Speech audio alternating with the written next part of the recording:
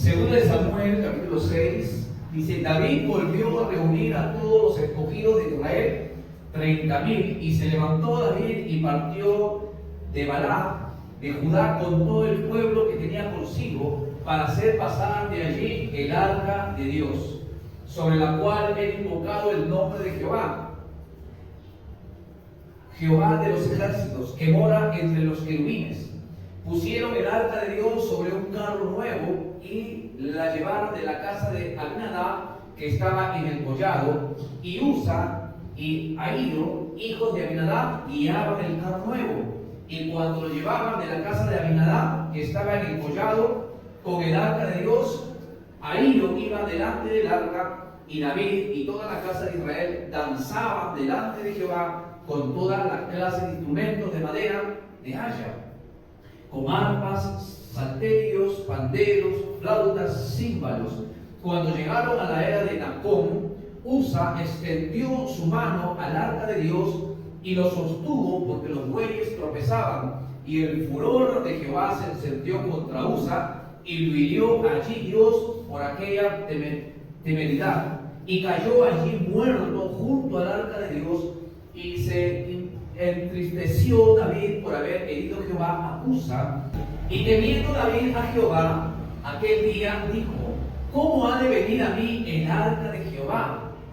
Y de modo que David no quiso traer para sí el arca de Jehová a la ciudad de David, y la hizo llevar David a la casa de Obed-edom geteo.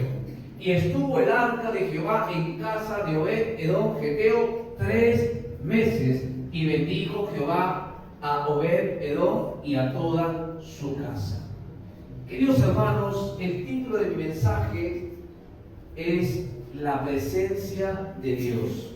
Oigan, el arca de la alianza era un símbolo que representaba la presencia de Dios.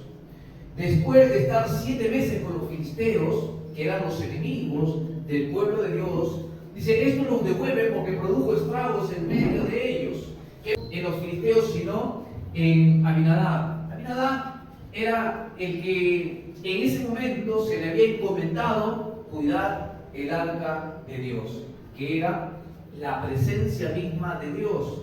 Querido hermano, el arca de Dios en la casa de Abinadab dice que estuvo 20 años.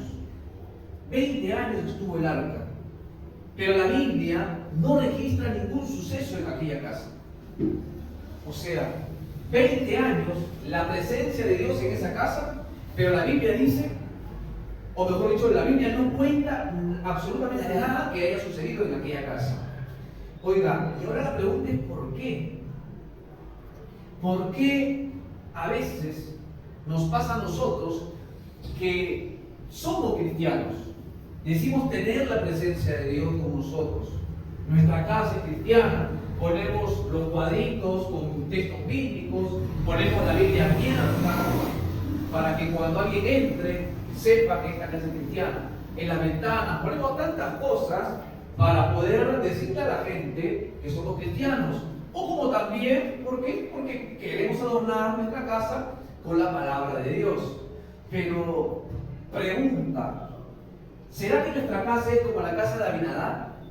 Que está mucho tiempo estamos en el camino del Señor, pero no sucede nada. Vemos que otros se sanan, pero yo no me sano. Veo que otros prosperan, pero yo no prospero. Veo que otros progresan, pero yo no progreso. ¿Será que hoy en la actualidad nosotros estamos como Abinadab? Oiga, los hijos de Abinadab, que eran Ahío y Usa, se dice en la Escritura que ellos ya eran jóvenes cuando comienzan a mover el arca de Dios hacia Jerusalén. Y David con los demás hebreos dice que estaban danzando gozosos porque iban con la presencia de Dios llevándolos a la ciudad de David, no a Jerusalén. No se me duerman, queridos hermanos, no se me duerman. Después se pierde la riqueza del mensaje. Si tiene confianza con el de al lado, dígale: si me estoy durmiendo, pellizca, pero despacito, porque si no voy a gritar. No se me duerma. No tiene No se me duerma. Queridos hermanos, los hijos dicen que eran jóvenes ya. Y ellos comienzan a mover el arca. Podemos decir que 20 años habían pasado y quizás los chicos, cuando el arca llegó a la casa de papá, oigan, los chicos seguramente se acostumbraron al arca. Lo vieron seguramente como un mueble, lo vieron como un objeto. Yo creo que Abinadab nunca les habló y les dijo: miren muchachos, esto representa la presencia de Dios. Esto es sagrado, esto es santo. Nosotros no podemos verlo como si fuera cualquier objeto. Queridos hermanos, a veces nosotros tenemos tantos años en el camino del Señor que nuestros hijos han crecido. Algunos los hemos llevado a la escuela dominical, algunos los hemos traído pues a la iglesia, a los arrastrones o a los empujones, o por obligación los hemos traído. Pero después nunca le hemos dicho a nuestros hijos o a nuestros nietos que tenemos que valorar la presencia de Dios. Queridos hermanos, ese es el gran error. Usted sabía que en los primeros libros de Deuteronomio, por ejemplo, Dios le dice a Moisés que le diga al pueblo con mano poderosa Dios te sacó de Egipto, que le cuente todo lo que Dios ha hecho, pero que se lo recuerde. ¿Para qué? Para que ellos no se olviden de quién los sacó de Egipto, de quién los sacó de la esclavitud. Pero todos sabemos de que la generación que siguió después de las personas que salieron de Egipto, oiga, no conocían a Dios y por ende vivían como a ellos les parecía. Algunos dentro del pueblo de Dios se inclinaban a otros dioses. ¿Será que a nosotros nos pasa eso también? Hemos caído en un acostumbramiento a la presencia de Dios, que no la valoramos. No instruimos a nuestros hijos, y mucho menos si los que tienen nietos. No les decimos lo que realmente es Dios. Más por ahí le hablamos de lo que el diablo puede hacer. Queridos hermanos, usted sabía que en el colegio, que en la misma sociedad, adoctrinan a nuestros hijos, adoctrinan a nuestros nietos. Tanto así que quieren confundir la identidad que tienen ellos. El que es hombre y el que es mujer. Pero hoy en día, ¿qué cosa le dice? Oiga, los hijos de Abinadab se acostumbraron a ver todos los días el arca, que es la presencia de Dios. Queridos hermanos, en una ocasión, un hermano de nuestra iglesia en Argentina nos llama y nos pide que si podemos ir a orar por el papá que estaba hospitalizado. Y me acuerdo que fui con el muchacho que era mi líder. Llegamos al hospital, el hermano mayor habló para que nosotros podamos ingresar y a las finales no nos dejaban ingresar a la habitación del papá. Y yo, creyendo que Dios no tiene límites para que su poder pueda llegar a la persona y sanarlo, me acuerdo que le dije al que era mi líder, le dije: vamos a orar desde aquí, le digo, no nos podemos ir sin haber orado, nosotros hemos venido con una misión. Y me dice: bueno, vamos a orar. Me acuerdo que pusimos la mano sobre la pared y oramos y declaramos sanidad en el cuerpo del papá de este amigo. Me acuerdo del nombre del papá, Adán. Y la mamá se llamaba Eva y la suegra era la sargento. No, era así. Adán se llamaba mi papá. ¿Se puede se despierta? Pero está bien que se rían, pues, porque Levanten la mano lo que se duerme. Alza la mano. Queridos hermanos, cuando nosotros nos retiramos de aquel lugar, nos manda un mensaje el muchacho, el amigo nuestro, y nos dice, había pasado varias horas, y nos dice: gracias, dice, el médico fue a revisarlo y mi padre evolucionó, y ya lo sacaron de terapia y ahora está en sala normal solamente por precaución. Si todo sale bien, mañana le dan el alta. Y yo le digo a mi líder, le digo: ¡wow! ¡Qué tremendo! Le digo lo que Dios hizo. Y él me dice: ¿qué te alegras?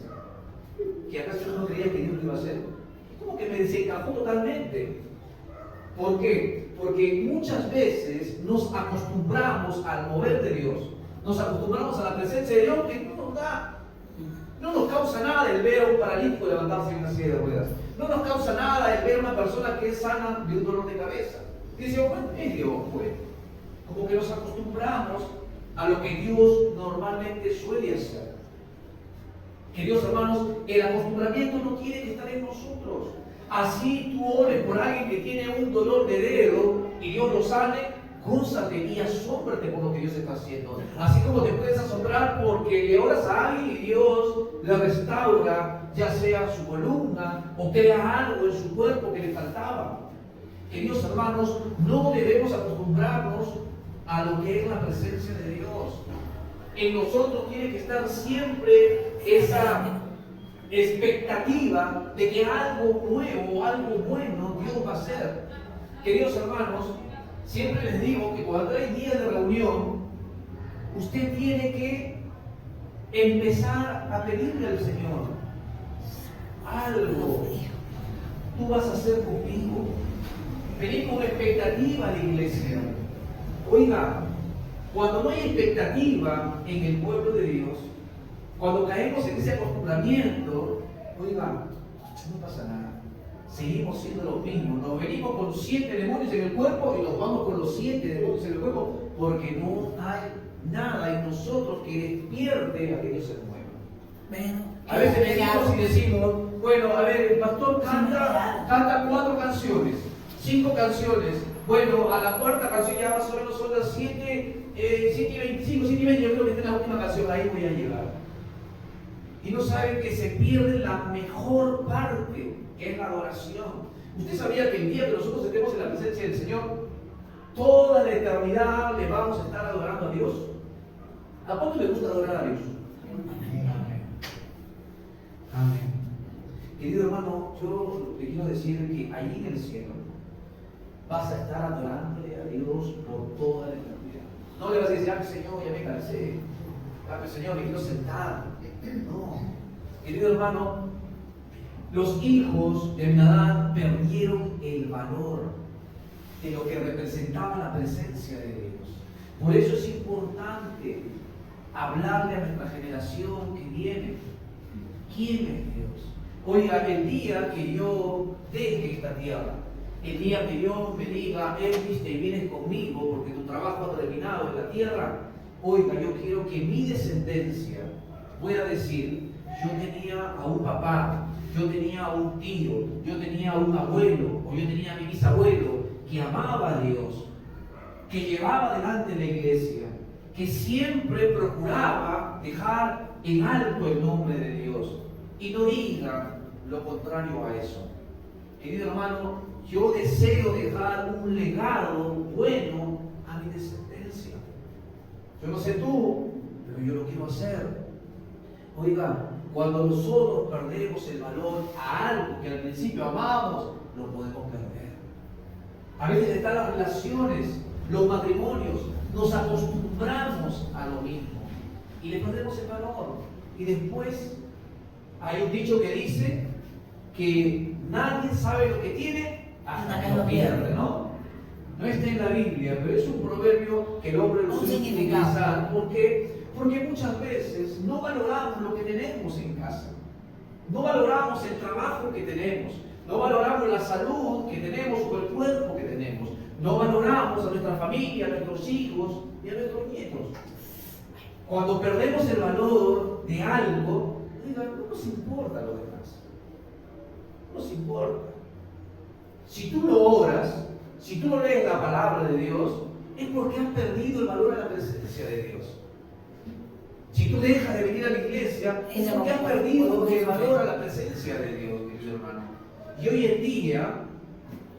en día, esta sociedad, o mejor dicho, el mundo, nos ofrece muchísimas cosas para invertir nuestro tiempo en cualquier cosa menos en Dios. Queridos hermanos, la iglesia en general está quedándose dormida. Oiga, Jesús está a las puertas. En cualquier momento Jesús viene por su iglesia.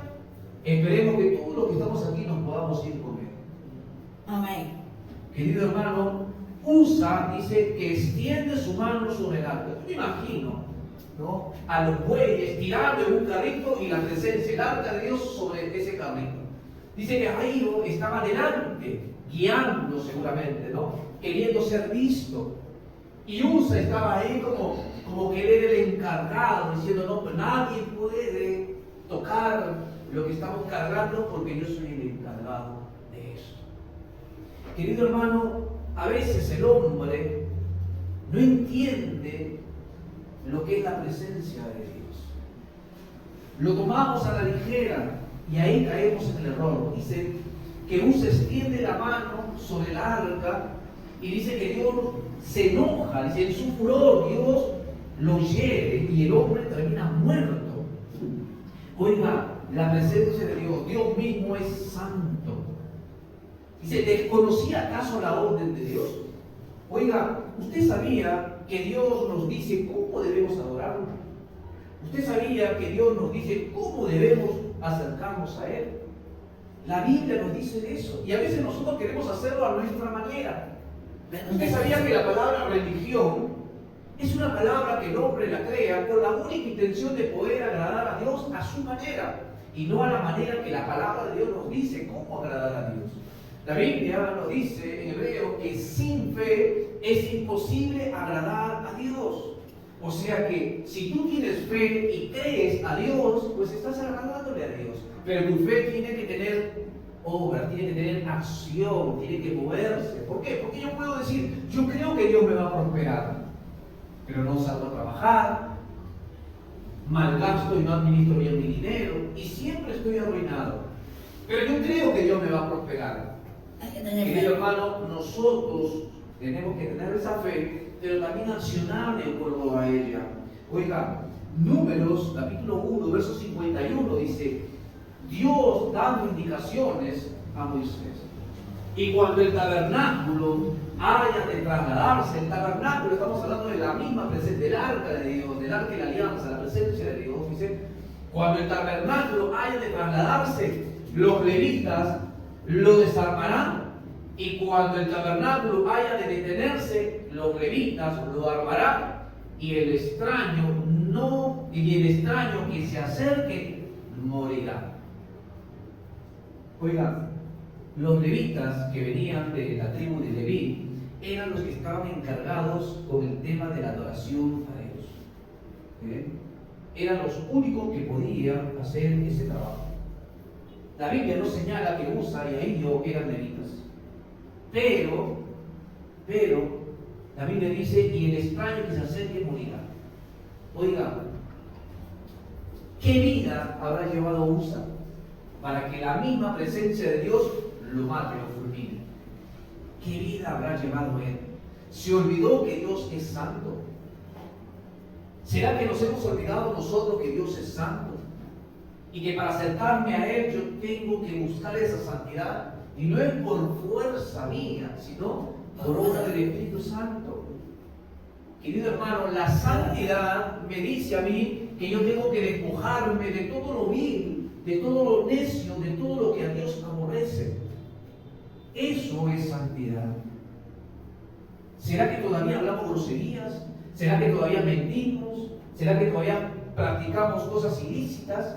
¿Será que todavía agarramos cosas que no nos pertenecen? Si nosotros todavía practicamos eso, santidad no hay en nuestras vidas. Y menos habrá en nuestra casa.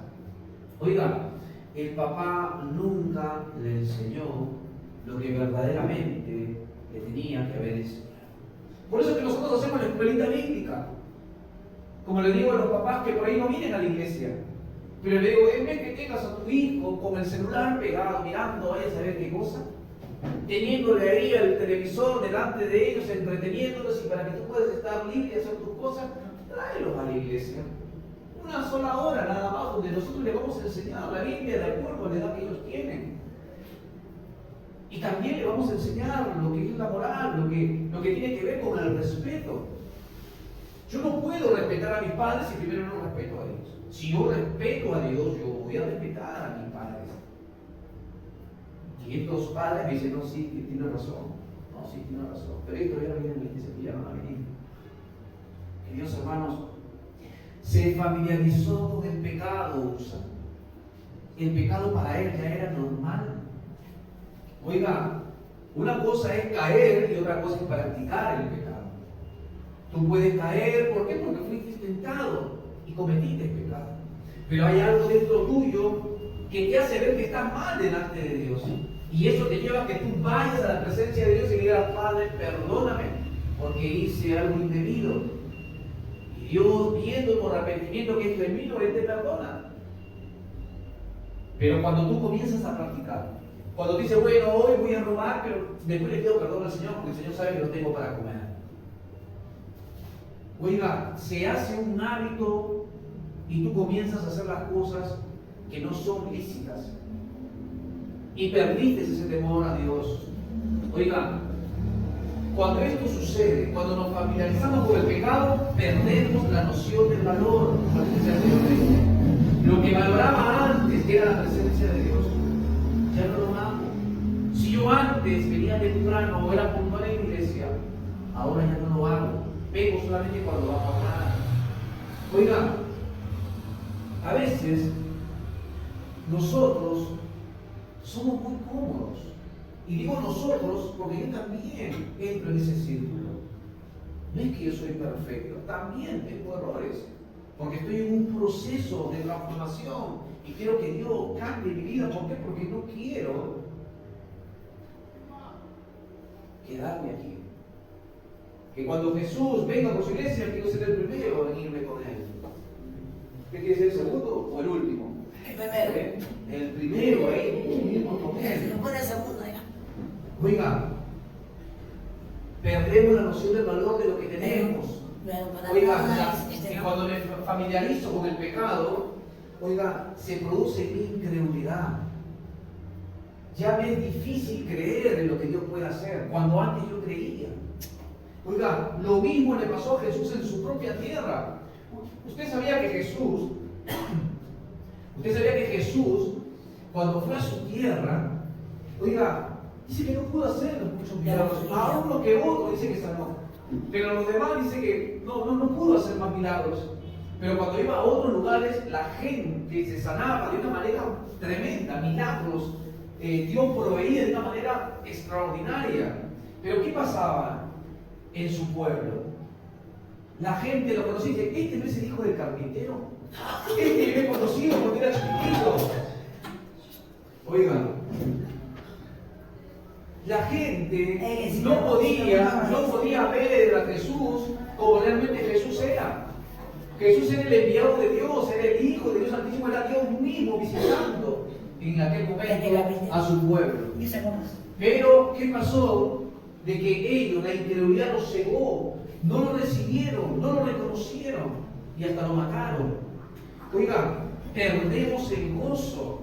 Cuando nos familiarizamos con el pecado, perdemos el gozo, perdemos la alegría. Antes, todo lo relacionado con Dios me producía alegría, me producía gozo.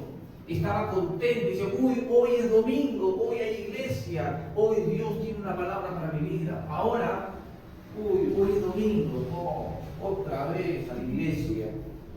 Uy, el pastor me está mandando un mensaje para que vaya a la iglesia. Mira que nosotros tenemos solamente 2 reuniones. Imagínate cuando tengamos 7 reuniones a la semana. ¿Qué día? Predico solo. Si a veces hacemos una reunión un sábado que no la hacemos, el domingo ya no me vienen. El sábado. Aunque ustedes no, ustedes siguen. Estoy hablando de otros. No, con la bendición de Dios, hermanos, produce ingratitud. Cuando yo me familiarizo con el pecado, oiga, comienza a producirse mi ingratitud. 10 cosas buenas hice contigo. En una fallé y soy un desgraciado. Pero ustedes no, ustedes me aman. Oiga, yo he estado liderando gente donde todos querían estar en mi grupo. ¿Por qué? Porque decían, no, yo quiero estar con él, porque no, él es un siervo de Dios, Dios lo usa, Dios esto, Dios aquello con él, no, yo quiero estar con él. Y en serio venían y me decían, ¿puedo estar en su grupo? Y decía, pero tú no quieres otro grupo. No, porque mi líder no me visita y hablaba peste de líder. Y decía, si hablan así, ¿cómo hablarán después de mí? O sea, bueno, le digo, hablar con el pastor, hablar con las oficinas, y si no hay ningún inconveniente, bueno, ellos me van a llamar y me van a autorizar para que tú seas parte, ¿no? Yo era así, yo era el siervo del Dios ungido, así me decían. Pero cuando fallé en alguna de las cosas que hice, esa gente ya no me decía que era el siervo del Dios Altísimo. Me decía simplemente él, el mentiroso. ¿Cómo Dios no va a usar ese hombre? Ese hombre es así, es así, no tiene amor. Querido hermano, cuando la ingratitud se apodera de nosotros, nos olvidamos de todas las cosas buenas que nosotros hemos recibido. Pero no hablo de ustedes, hablo de la iglesia en general, en el mundo entero. Usted seguramente se ha topado con gente que usted es testigo que en una iglesia nos han tratado bien, pero cuando te encuentras habla peste de la iglesia. Cuando la ingratitud viene porque nos hemos familiarizado con el pecado. Pero ¿qué dice Dios? Apocalipsis 2:4 dice: pero tengo contra ti que has dejado tu primer amor. ¿Cuál es el primer amor? Querido hermano, cuando tú aceptaste a Jesús en tu corazón, oiga, todo para ti era hermoso. Qué lindo que cante el pastor, parece una voz angelical.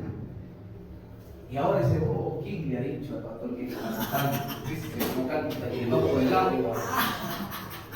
Por favor, ¿cómo maltrata a mis oídos escuchándolo? Maltratando que no escuchando. Oiga, antes te sentabas al lado de la hermana, que por ahí la hermana quizás venía con lo mejorcito que tenía, pero tú venías bien perfumado, bien cambiado, bien maquillado, pero la hermanita que venía con lo mejor que ella podía conseguir en su casa, sentaba al lado tuyo, hermanita, que Dios te bendiga, ¡mua, mua! Y ahora, esta bruja se va a sentar conmigo ahora, esta no se ha bañado, ya comienzas a ser ingrato, ya comienzas a quejarte, comienzas a molestarte de todo. ¿Por qué? Porque te has familiarizado con el pecado y eso ha producido ingratitud, te olvidaste de todo lo bueno que se hizo contigo. Y empezaste a criticar, empezaste a maldecir, empezaste a enojarte. Y lo peor de todo es que se van y dicen a los demás, vamos a otro lado. Lo mismo que el diablo hizo en el cielo, lo solemos hacer nosotros. Eso es el ADN del diablo, que tengo un mensaje que en cualquier momento voy a dar. Me va a destapar la cabeza, queridos hermanos. Oiga, pero no he venido a regañar, no he venido a hablarte mal, ni tampoco para que piensen, uy, el pastor hoy está enojado, seguro que la pastora cocinó mal. No, querido hermano. El arca en la casa de Obed-Edom Geteo estuvo, dice, 3 meses. Oiga, escúcheme. 3 meses en la casa de Obed-Edom Geteo, dice la Biblia. Oiga, desde el primer día que el arca estuvo en la casa de este hombre, las cosas comenzaron a notarse. La gente comenzó a darse cuenta de que este hombre comenzó a progresar, de que las cosas comenzaron a cambiar en la casa de este hombre. La Biblia dice que Dios bendijo a Obed-Edom y a toda su casa. ¿Qué quiere decir eso? ¿Cuántos Obed-Edom hay aquí? 2, 1 nomás. ¿Los demás qué son? ¿Aminadab o Usa? Que Dios, hermanos, oiga, es algo tremendo. 2 historias que se oponen. 20 años la presencia de Dios en la casa de un hombre y no produjo nada. 3 meses en la casa de un hombre y Dios lo bendijo de una manera extraordinaria. Tanto así que despertó el interés de los que estaban a su alrededor. El rey David, cuando vio que Usa tocó el arca y cayó como un muerto, David dijo, no, yo no te lo llevo a mi casa. Obed-Edom, ven. ¿Te la llevas a tu casa tú? ¿Yo? Sí, tú te la llevas. ¿Por qué? Oiga, había temor de Dios en la vida de Abinadab. Oiga, cuando tú tienes temor de Dios, vas a apartarte de lo que a Dios no le agrada. Y cuando hablo de temor, no hablo de, ay, no, Diosito me va a castigar, no voy a portarme, no, habla de un temor reverente. y un respeto. Oiga, cuando tú respetas a tu esposa o a tu esposo, oiga, el respeto va a ser dentro de tu casa y fuera de tu casa. ¿Qué quiero decir? Que ojo vas a tener solamente para ellos o para ella. Le vas a ser fiel hasta con el pensamiento. ¿Por qué? Porque amas. Amas a tus hijos. Amas a tus nietos. Te vas a preocupar por ellos. Oiga, con Dios es lo mismo. Yo no hago las cosas que a Dios no le agrada, no porque Dios me va a castigar. Yo lo hago porque lo amo. Y aunque a veces fallo, pero reconozco y le pido perdón a Dios y le digo que me ayude en esa área, porque yo me estoy dando cuenta que en esa área resbalo. Querido hermano, tenía las cosas en orden seguramente Abinadab, y si no las tenía, en ese momento las puse en orden. Oye, yo me quiero imaginar que cuando ven en el momento que Usa toca el arca de Dios y cae muerto, todos espantados, y dije, wow, ¿qué pasó acá? Y nadie quiso ni siquiera seguramente mirar el arca. El arca iba a tener el destino donde David dice en su ciudad, en Jerusalén. Pero David rápido dijo, no, yo a mi casa no me la llevo. Mire qué dice el escritor. Temiendo David a Jehová aquel día, dijo, ¿cómo va a venir a mí el arca de Jehová? Oiga, inmediatamente, dice la escritura, la hizo llevar a la casa de Obed-edom Geteo. Yo creo que le dijo, Obed-edom, ¿dónde estás? Presente, mi rey, venga para acá. No le dijo, ¿estás en pecado o no estás en pecado? Le dijo, el arca te la vas a llevar a tu casa. Yo creo que en ese momento él habrá dicho, un momentito, llamó a su familia y habrá dicho, ¿cómo estamos delante de Dios? ¿Hay pecado en la casa? ¿Cómo está nuestra vida delante de Dios? Pues si estamos mal, nos ponemos a cuentas con Dios de una vez porque tenemos que llevar el arca de Dios a nuestra casa. Y si estamos en pecado, la muerte nos puede seguir y vamos a quedar fulminados. Oiga, él tenía las cosas en orden y si no las tuvo, en ese momento las puso en orden, se puso a cuentas con Dios. Por eso la Biblia nos dice, buscad primeramente el reino de Dios y su justicia y todas las cosas serán añadidas. O sea, nosotros tenemos que buscar lo que Dios quiere para nosotros, lo que Dios desea que nosotros hagamos en esta tierra para Él. Y su justicia tiene que ver con ponernos a cuentas con Él. Nadie es libre de pecado. Todos somos pecadores, porque no somos o no hemos alcanzado la perfección en Dios. Y si somos pecadores, todos los días tenemos que pedirle perdón al Señor, hasta por las dudas. El temor de Dios siempre tiene que estar en nosotros. Cuando nosotros comenzamos a mirar las cosas como si fuera algo ya una costumbre, como que nosotros, ¿cómo se llama? Ya nos hemos acostumbrado a la presencia de Dios, sabemos que Dios está sobre nuestra casa, que Él nos cuida, que Él nos protege, pero nuestra vida no le dice a Dios que estamos en orden con Él. Oiga, la santidad de Dios tiene que estar en nosotros. Esto es para que nosotros lo llevemos a casa como tarea y decir o pensar, ¿cómo estoy delante de Dios? ¿Cuántos quieren que Dios los bendiga de una manera tremenda? Sus vidas y sus casas. Tenemos que ponernos a cuenta con Dios. Oiga, 20 años la presencia de Dios en la casa de un hombre. No pasó nada. Y así hay muchos cristianos. Conozco cristianos de 40 años y su vida sigue siendo la misma. No progresan, no avanzan. Su cara me dice que de cristianos no tienen nada porque más parecen perseguidores de Cristo por la expresión que tienen. Pero ustedes no. Yo me doy cuenta que en su rostro aflora la presencia de Dios. Una vez más. ¿Lo demás? Amén. Amén. Claro que sí, queridos hermanos. Oiga, ya terminó el mensaje. Desde el primer día las cosas comenzaron a notarse en la vida de Obed-edom. Oiga, desde el primer día que tú buscaste a Dios, tu gente, tu familia, los compañeros de trabajo, se empezaron a dar cuenta que algo distinto hay en ti.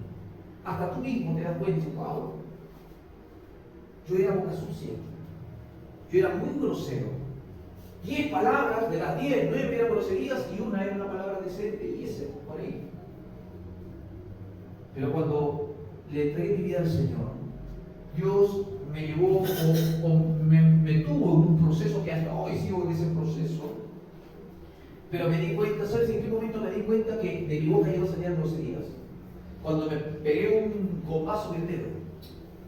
Estaba pegándole un fierro en mi trabajo, y cuando estaba ahí mi compañero le estaba dando, y cuando de repente resbala en la comba y me doy el nudillo de los dedos. Pegué un grito. No dije aleluya, gloria a Dios. Pegué un grito tremendo. Que parecía que me había sacado el dedo. Y en ese momento, después de que pego el grito, le digo a mi compañero, ¿qué dije? ¿Qué es lo que dije? ¿Qué es lo que dije?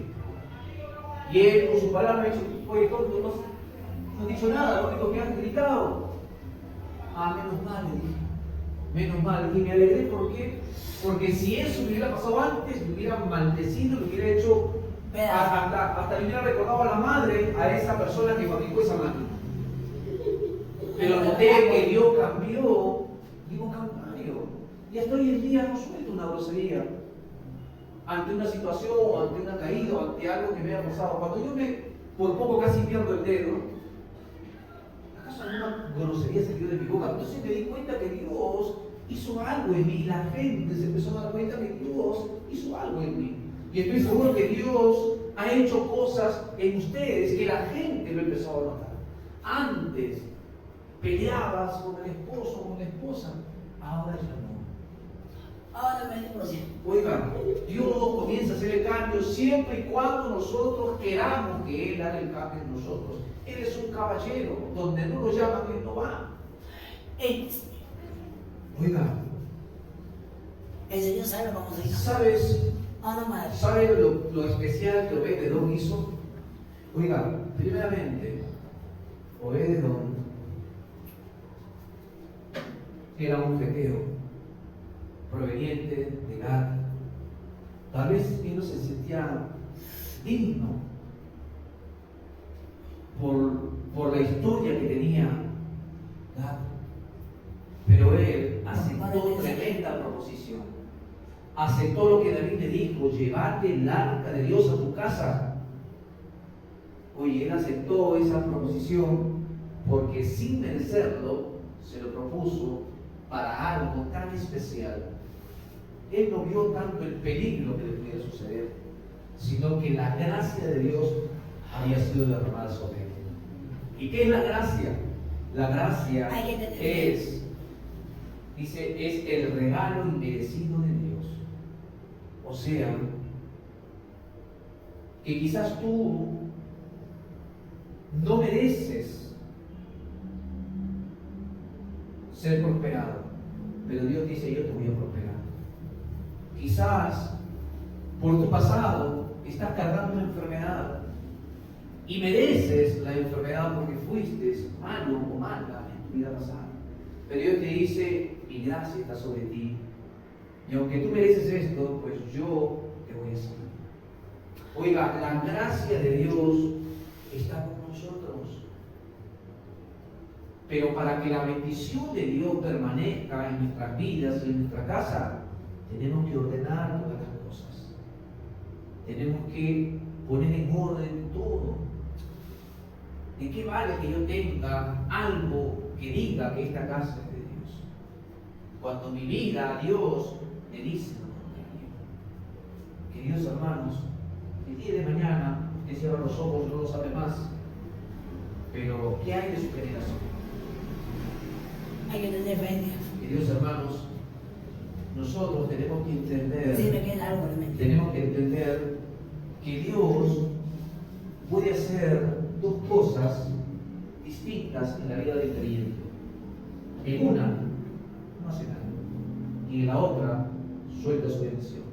Todo depende de nosotros. Si tú quieres que la bendición te alcance, ordena tu vida. Pon en orden todo. Saca lo que no le agrada a Dios. Hay gente cristiana que todavía tiene sus imágenes, que viene del catolicismo. Hay gente que todavía consume cosas que a Dios no le agrada, y no hablo de alimentos. Consumen pornografía, consumen cosas que dañan al cuerpo, y usted sabe que el cuerpo que usted tiene no le pertenece a usted, le pertenece a Dios, porque dice que somos templo de su Espíritu. El Espíritu Santo habita en nosotros. Queridos hermanos, nosotros tenemos que entender que el mismo Dios que bendijo a Obed-Edom, que en 3 meses le cambió la vida, o mejor dicho, desde el primer día le cambió la vida, y en los 3 meses, ¿qué hizo David? Verso 12. Fue dado aviso al rey diciendo: Jehová ha bendecido la casa de Obed-Edom y todo lo que tiene a causa del arca de Dios. ¿Qué hizo David? Entonces David fue y llevó con alegría el arca de Dios de la casa de Obed-Edom a la ciudad de David. Y cuando los que llevaban el arca de Dios habían andado 6 pasos, él sacrificó un buey y un carnero gordo, y David danzaba con toda su fuerza delante de Jehová, y estaba David vestido de efod y de lino. Oiga, así David y toda la casa de Israel conducían el arca de Jehová con júbilo y sonido de trompeta. Oiga, cuando David se entera, inmediatamente dijo: no, yo el arca de Dios la quiero conmigo. Inmediatamente dio la orden y sacaron la casa de Obed-Edom. Yo calculo que Obed-Edom decía: no se lo lleven, porque la presencia es tan hermosa que a veces no queremos salir de esa misma. Oiga, David dice que inmediatamente, dice, cuando lo transportaron a la ciudad de David, inmediatamente dice que él hizo un sacrificio, lo mejor que tenía, un buey, un carnero engordado, lo sacrificó. Eso quiere decir de que nosotros tenemos que sacrificarnos delante de Él. ¿Y cómo es sacrificarnos delante de Él? Oiga, el tiempo que nosotros le damos a tantas cosas, pues empezar a dárselo a Él. Oiga, yo sé que el hecho de que tú vengas a la iglesia, por ahí debe ser un sacrificio para ti. ¿Por qué? Porque dejas a la familia. ¿Por qué? Porque dejas quizás cosas que tienes que resolverlas. Pero estás tomando, haciendo un sacrificio, porque dice: no, primero es Dios y a Él tengo que ir. Oiga, dice que David danzaba con toda su fuerza delante de Jehová, y David estaba vestido, dice, de efod de lino, y dice que con una alegría y un gozo cantaban y adoraban al Señor. Oiga, qué hermoso es saber de que la presencia de Dios está con nosotros, y eso nos produce gozo. Cuando la gente está preocupada sabiendo que van a comer al día siguiente, sabiendo si se van a sanar o que si se van a morir, usted está gozoso. ¿Por qué? Porque está viviendo en la presencia de nuestro Señor. Amén, amén. Amén.